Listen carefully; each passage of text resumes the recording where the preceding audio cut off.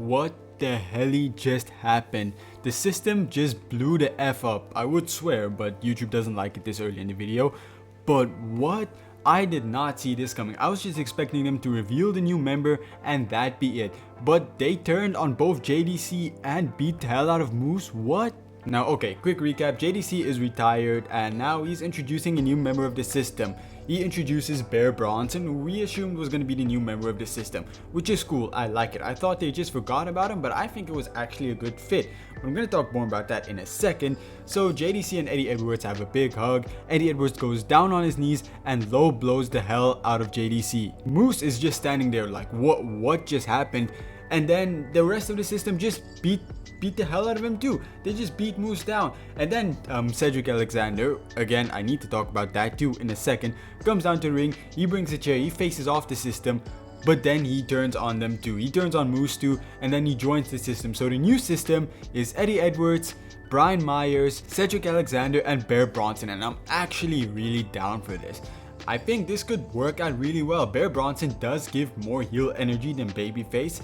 I said that in my previous video. And then for Cedric Alexander, his babyface run hasn't been working. So this new system, it makes the system feel fresh. And I think all these people are going to benefit from it. And the biggest beneficiary of this, it's going to be Moose. Because man, we're going to have a babyface Moose who's just a badass. And we really need people to start being built up for Santana's reign, because there aren't a lot of people right now.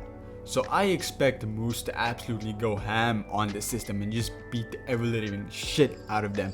And if that doesn't happen, they're really dropping the ball, because they have the perfect opportunity to make him a star again. Not that he isn't a star anymore, but like, he's kind of lost his glimmer. So it's time to bring that back. But this also ties into how the show opened, because the opening of the show was Cedric Alexander versus Moose in a pretty long match. All of the matches tonight were quite long, and I really liked that. It really had me invested in all these matches. But Cedric Alexander ended up rolling Moose up, and then Alicia Edwards was on the outside and she was looking very disappointed in Moose. And looking back on that now, they kind of gave us the signals that some shit was gonna happen, but I didn't see it coming. I don't think anyone saw what was happening coming, but man, good stuff, good stuff. First time in a while that I can actually praise TNA for something. But let's address the TNA World Champion. And Mike Santana came down to the ring and he was sitting down. He was talking about how he's finally back at the top. He plays a very emotional message from his late father, and that made him almost tear up. But he says that he's ready to run the gauntlet and be the face TNA needs, which is funny because as soon as his contract's up, he's going to WWE. But hey, let's not think about that now. Let's enjoy Santana while we have him. And then backstage, he runs into Nick Nemeth. With the two of them get into a bit of a brawl, Mike Santana is just not taking any of this shit since Nick Nemeth wanted to cash in the gauntlet last pay-per-view. So they just start beating the shit out of each other until people have to pull them apart. Nick Nemeth is not happy about this whatsoever, and then challenges BDE to a match backstage, because BDE and the guys are just sitting there and Nick Nemeth is pissed at them. So like, it seems we're building towards Nick Nemeth versus Santana, which is really good. As long as they don't make it an actual match, we should really utilize the gauntlet in an efficient way. But I'm at least glad we're building up a rivalry to build forth with Mike Santana, because when he won the championship, my biggest concern was there isn't anyone particular for him to face that feels interesting. But it seems like they're doing an effort to make it interesting with Nick Nemeth, which I'm glad about. And now, Feast or Fired. I'm so excited to talk about this. This is honestly one of my favorite TNA concepts of all time, and I absolutely love the idea of it. I am sad that they replaced the tag team briefcase with the international one though. I feel like that would have been a lot more interesting going forth. But let's talk about this match. Trey Miguel returns. Now, I will admit, I don't know what the controversy is about him. I don't know what he did, why he got released. But it seems like there's a large portion of people that do support him, so I will do research in it. But for now, I think the guy's cool, and I'm excited to see him have a singles run.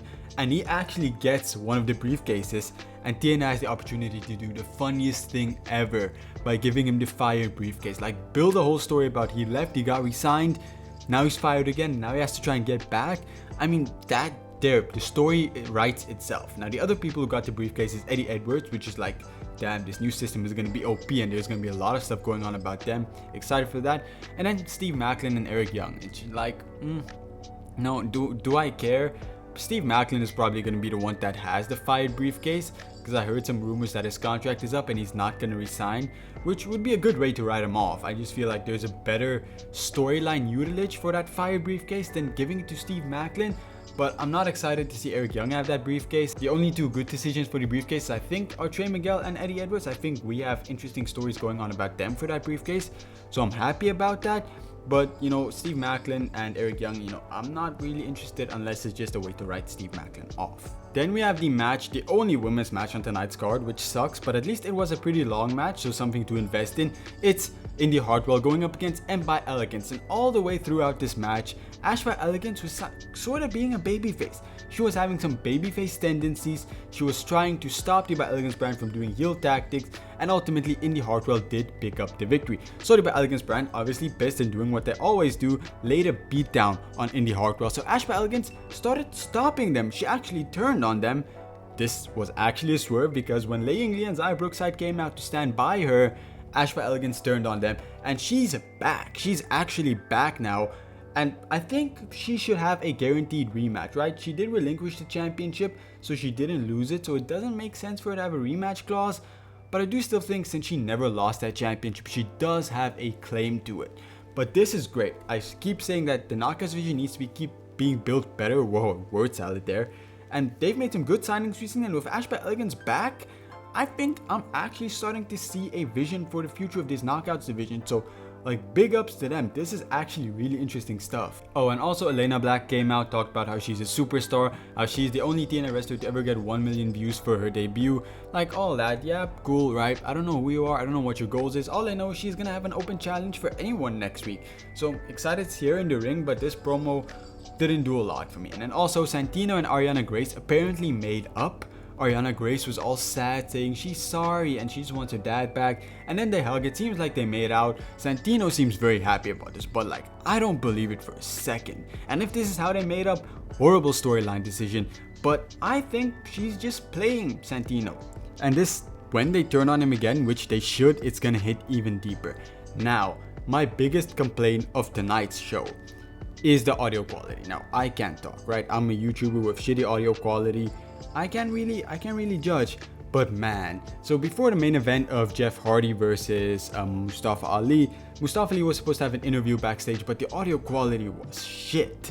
And then the match itself was fine, a really fun match. Elijah even returned during the match. He pretended his guitar was a gun and shot it at Mustafa Ali, and right as he did, Jeff Hardy had a twist of fate on him, so that was pretty cool. It was a twist of fate out of nowhere, so it was kind of surprised.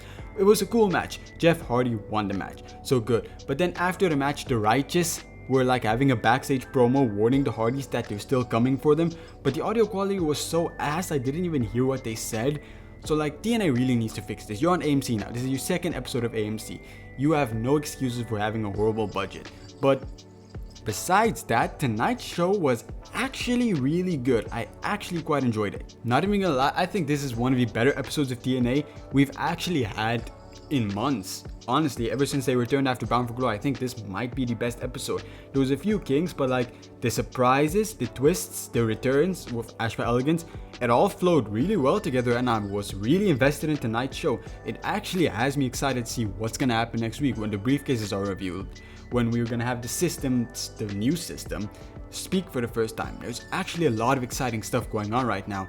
So I want to give it a 9 out of 10. Again, some stuff bothered me. The show's still not perfect. It has a lot of problems, but there are some really interesting things going on. So if you like this video, please leave a like and subscribe. I cover TNA, NXT, and Evolve every single week. I am still going to do Evolve. Some personal stuff just happened to me, so I had to skip it just to work through my emotions. But I'm still going to put it out, and I'm also have some more free time now, so I'm going to start covering some of the main roster stuff too. So if you're interested in any of that, leave a like, subscribe, and then just check out my channel. I have a lot of content you might enjoy, plus it's a perfect way to keep up with the weekly wrestling shows. So leave a like, subscribe, do all the YouTube stuff, and I'll see you again soon. Goodbye, everyone.